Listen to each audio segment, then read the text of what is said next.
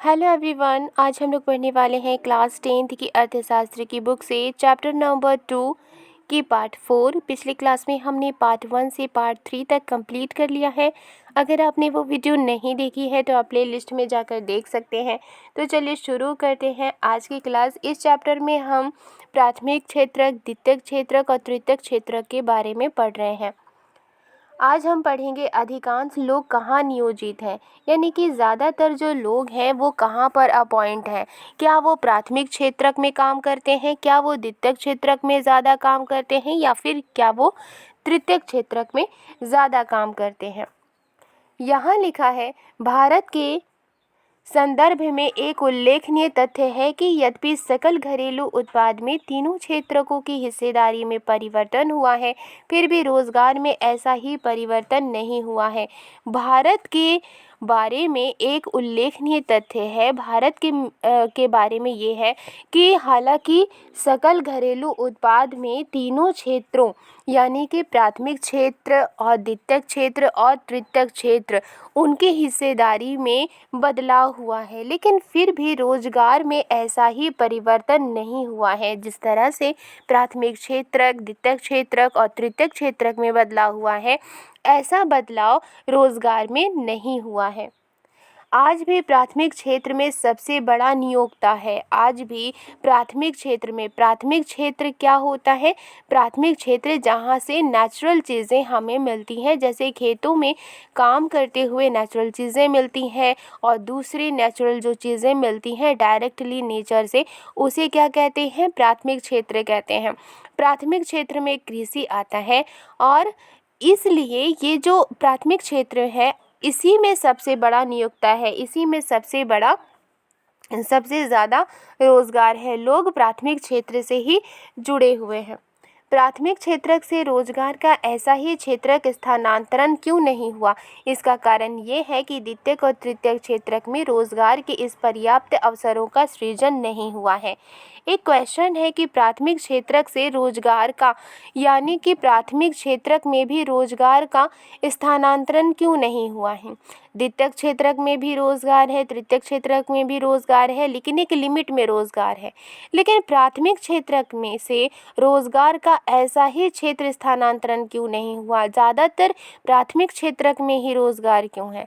इसकी वजह ये है कि द्वितीयक और तृतीयक क्षेत्र में रोजगार के पर्याप्त अवसरों का सृजन नहीं हुआ है। यानी कि द्वितीयक क्षेत्र में और तृतीय क्षेत्र में जो रोजगार है वो अभी ज़्यादा विकास रोजगार की नहीं हुई है, ज़्यादा रोजगार उसमें नहीं है। इसी वजह से प्राथमिक क्षेत्र में ही ज़्यादातर लोग काम करते हैं। यद्यपि इस अवधि में वस्तुओं के औद्योगिक उत्पादन में 3 गुना से ज़्यादा वृद्धि हुई, परंतु औद्योगिक रोजगार में लगभग 3 गुना ही वृद्धि हुई। तृतीयक क्षेत्रक पर भी यही बात लागू होती है। सेवा क्षेत्रक में उत्पादन में 14 गुना वृद्धि हुई, परंतु रोजगार में 5 गुना से भी कम वृद्धि हुई।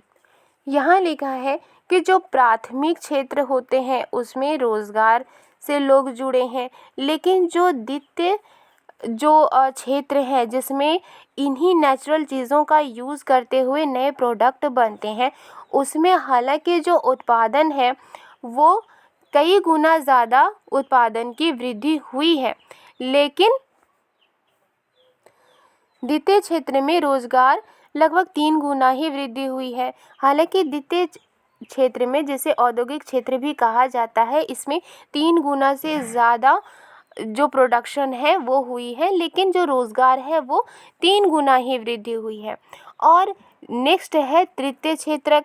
तृतीय क्षेत्रक में सेवा जो उत्पादन होती है, सेवा दी जाती है, तो इसमें 14 गुना वृद्धि हुई है, लेकिन जो रोज़गार है इसमें 5 गुना से भी कम रोज़गार मिली है।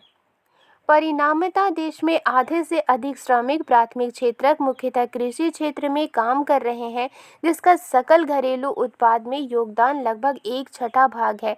इसकी तुलना में द्वितीयक और तृतीयक क्षेत्र का सकल घरेलू उत्पाद में बाकी हिस्सा है, परंतु ये क्षेत्र कम लोगों को रोजगार प्रदान करते हैं।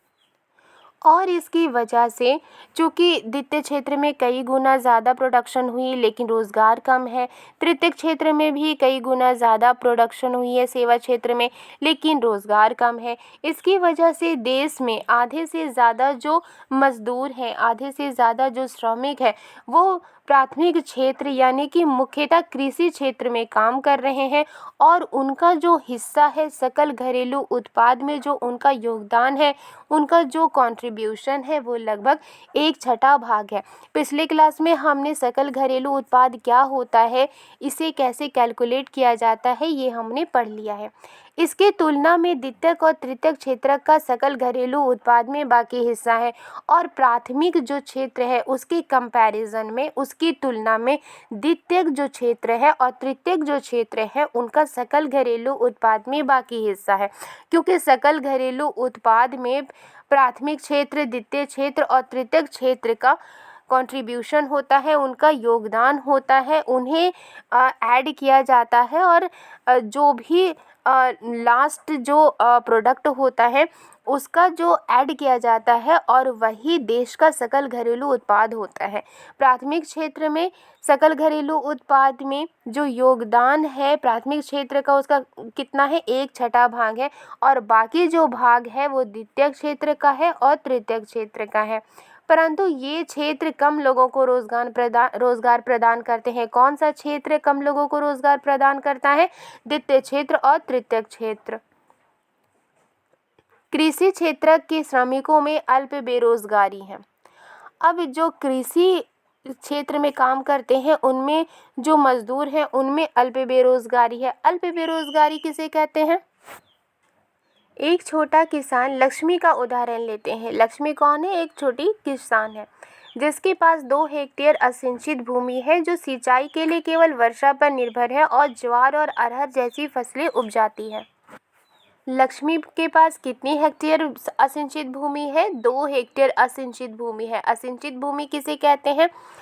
ऐसी भूमि जो टोटली वर्षा पर डिपेंड होती है, जहाँ से जिसकी ज़मीन से पानी नहीं निकलता हो, वो टोटल वर्षा पर डिपेंड हो, उसे असिंचित भूमि कहते हैं। लक्ष्मी के पास कितना हेक्टेयर असिंचित भूमि है? 2 हेक्टेयर असिंचित भूमि है, जो सिंचाई के लिए सिर्फ बारिश पर ही डिपेंड है और ज्वार और अरहर जैसी फसलें उपजाती हैं। उसके परिवार के सभी 5 सदस्य उस भूमि पर वर्ष भर काम करते हैं। क्यों? और उनकी जो फैमिली में 5 मेंबर है वो उस भूमि पर यानी असिंचित भूमि पर साल भर काम करते हैं। क्यों करते हैं? क्योंकि उन्हें कहीं और रोजगार उपलब्ध नहीं है। आप देखेंगे कि प्रत्येक व्यक्ति काम कर रहा है, कोई बेकार नहीं है। हालांकि लक्ष्मी के परिवार में जितने भी लोग हैं वो सभी खेतों में काम कर रहे हैं, लेकिन कोई भी बेकार नहीं है, सभी काम कर रहे हैं, परंतु वास्तव में उनका श्रम प्रयास विभाजित है, लेकिन उनका जो काम करने की जो प्रयास है, जो कोशिश है, वो अलग अलग बटा हुआ है। कैसे बटा हुआ है? प्रत्येक व्यक्ति कुछ काम कर रहा है परंतु किसी को भी पूर्ण रोजगार प्राप्त नहीं है। हालांकि उनके घर के सभी मेंबर काम कर रहे हैं, लेकिन फिर भी उन्हें पूरी तरह से रोजगार नहीं मिली है। ये अल्प बेरोजगारी की स्थिति है, जहां लोग प्रत्यक्ष रूप से काम कर रहे हैं लेकिन सभी अपनी क्षमता से कम काम करते हैं। और ये क्या है? ये अल्प बेरोजगारी की सिचुएशन है, ये अल्प बेरोजगारी की स्थिति है, जहां लोग काम कर रहे हैं, प्रत्यक्ष रूप से काम कर रहे हैं, लेकिन सभी अपनी ताकत से कम काम करते हैं। इस तरह की बेरोजगारी को छिपी हुई कहते हैं, क्योंकि ये उन लोगों की बेरोजगारी, किन लोगों की बेरोजगारी? जिनके पास कोई भी रोजगार नहीं है और बेकार बैठे हुए हैं, उनसे अलग है। जिनके पास रोजगार नहीं है, बेकार बैठे हुए हैं, वो अपने ज़मीन पर भी काम नहीं करते हैं या फिर अपने परिवार के साथ काम नहीं करते हैं, वो बिल्कुल बेकार बैठे हुए होते हैं। लेकिन जो अल्प बेरोज़गारी होती है, हालांकि वो बेरोज़गार होते हैं लेकिन फिर भी वो अपने खेतों में काम करते हैं, इसलिए इसे प्रच्छन्न बेरोज़गारी भी कहा जाता है। इसलिए इसे क्या कहा जाता है? प्रच्छन्न बेरोज़गारी भी कहा जाता है। अल्प बेरोजगारी दूसरे क्षेत्रकों में भी हो सकती है। उदाहरण के लिए शहरों में सेवा क्षेत्र में हजारों अनियत श्रमिक हैं जो दैनिक रोजगार की तलाश करते हैं। वे प्लम्बर, पेंटर, मरम्मत कार्य जैसे रोजगार करते हैं और अन्य लोग सुविधाजनक विषय काम करते हैं। ये जो अल्प बेरोजगारी होती है वो दूसरे क्षेत्र में भी हो सकती है, यानी कि द्वितीय क्षेत्र में भी हो सकती है और तृतीय क्षेत्र में भी हो सकती है। एग्जाम्पल के लिए शहरों में सेवा क्षेत्र किस में आते हैं? तृतीय क्षेत्र में आते हैं। शहरों में जो सेवा क्षेत्र होते हैं उनमें हजारों अनियत श्रमिक हैं, बहुत सारे मजदूर काम करते हैं, बहुत सारे श्रमिक हैं जो दैनिक रोजगार की तलाश करते हैं, यानी कि रोज के रोजगार की तलाश करते हैं, यानी कि एक दिन काम किया और उनका एक दिन में ही उनको पैसे मिल जाते हैं। वे प्लम्बर, पेंटर, मरम्मत कार्य जैसे रोजगार करते हैं और ये जो श्रमिक होते हैं वो प्लम्बर का काम करते हैं, पेंटर का काम करते हैं, मरम्मत करने जैसे काम करते हैं और इस तरह के रोजगार करते हैं। और अन्य लोग असुविधाजनक विषय काम करते हैं और दूसरे लोग ऐसे भी होते हैं जो कि ऐसा काम करते हैं जिसमें कोई सुविधा नहीं होती है, ऐसे असुविधाजनक विषम काम करते हैं जो उनको करना नहीं चाहिए लेकिन फिर भी वो मजबूरी में करते हैं ताकि उनको पैसे मिले। उनमें से कई रोज़ाना काम नहीं पाते हैं और ऐसे बहुत सारे लोग हैं जो रोज़ काम नहीं जिन्हें मिलता है। इसी प्रकार हम सेवा क्षेत्र के कुछ लोगों को सड़कों पर ठेला खींचते अथवा कुछ चीज़ें बेचते हुए देखते हैं जहां वे पूरा दिन बिता देते हैं परंतु बहुत कम कमा पाते हैं। तीसरा जो क्षेत्र होता है सेवा क्षेत्र, तृतीय क्षेत्र। और इस तरह की जो सेवा होती है, इस तरह की जो सेवा क्षेत्रक होती है, तृतीय क्षेत्रक होती है, इसमें कुछ लोग जो होते हैं वो सेवा प्रदान करते हैं और जो सेवा प्रदान करते हैं जैसे कि सड़कों पर ठेला खींचना या फिर कुछ चीज़ें बेचना, जहाँ वे पूरा दिन बिता देते हैं ठेला खींचते हुए, चीज़ों को बेचते हुए, लेकिन फिर भी उन्हें बहुत कम कमाई होती है, फिर भी वो बहुत कम कमा पाते हैं। वे ये काम इसलिए कर रहे हैं क्योंकि उनके पास कोई बेहतर अवसर नहीं है। वो ऐसा काम क्यों करते हैं? वो ऐसा काम इसलिए करते हैं क्योंकि उनके पास अपॉर्चुनिटी नहीं होती, उनके पास रोज़गार के दूसरे साधन नहीं होते, इस वजह से वो ऐसे काम करते हैं और जिससे कि वो कमा सके और उन्हें रोज़गार मिल सके। यानी कि प्रथम जो क्षेत्र होते हैं उनमें ज़्यादा लोग हैं, द्वितीय क्षेत्र में कई गुना ज़्यादा उत्पादन हुई है लेकिन रोज़गार कम है, तृतीय क्षेत्र में भी कई गुना ज़्यादा सेवा क्षेत्र उत्पादन हुई है लेकिन उनमें रोज़गार कम है। और जो लोग होते हैं वो अल्प बेरोज़गारी भी होती है, यानी कि वो काम तो करते हैं लेकिन अपने अकॉर्डिंग, अपने अनुसार वो काम नहीं कर पाते हैं।